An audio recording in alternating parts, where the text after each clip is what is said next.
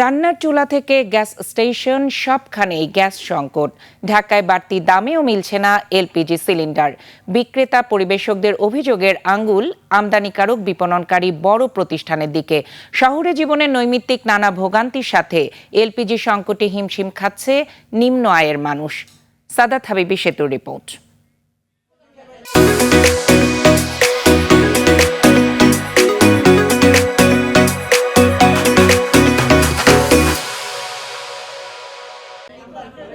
রহমত box এলপিজির cylinder হাতে এ নিয়ে ৮টি দোকানে। কদিনের এলপিজি সংকট রোববার নাগাদ এমন বাস্তবতা। কেউ জানেন না সংকট কবে শেষ হবে।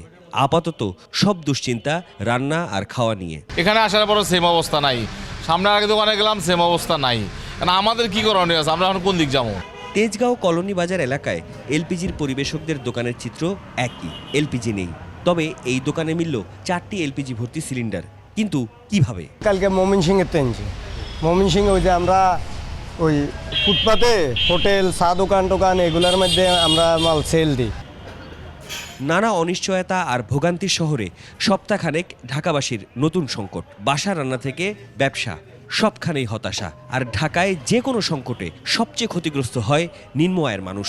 আমরা যখন গ্যাসের জন্য গাড়ি পাঠাই, সিরিয়ালে 2-3 দিন পড়ে থাকার পরে যখন জায়গার মধ্যে যায় তখন বলতে লিকুইড নাই। এখন আমি হোটেলে খাইতেছি, এখন আমি চাকরি করি অল্প কয় টাকার বেতনে, এখন আমি গ্যাস কিনবো কই থেকে আর খামো কই থেকে? এখন পরিবার নিয়ে দেশে যাওয়া তেমন উপায় নেই। ওয়াহিদ মিয়া ঢাকার ফুটপাতে স্বল্প পুঁজির বিনিয়োগে এমন চায়ের দোকান চালান 2 দশক। এমন সংকটে দিশেহারা এই ব্যবসায়ী। গ্যাসের টাকা তো উঠে না, 1200 টাকার গ্যাস এখন 1800-1900 টাকাতে কিনতেছি।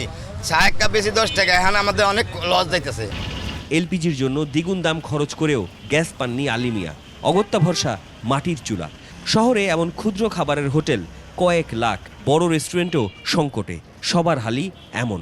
মাটির চুলা বানালেছি, মাটির চুলাতে অনেক কষ্ট করে রান্তাছি। এমনি কি আর লাভ, সারাদিনে এক বল ভাতও বেচাবো না।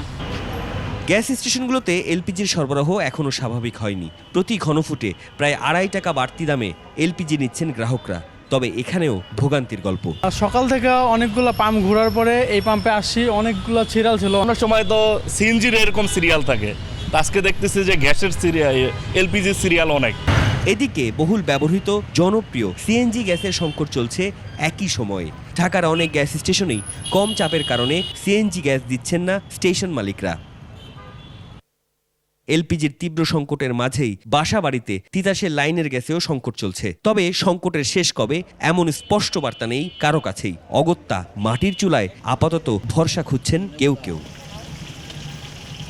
সাদাত হাবিবি সেতু, 21 টেলিভিশন, ঢাকা।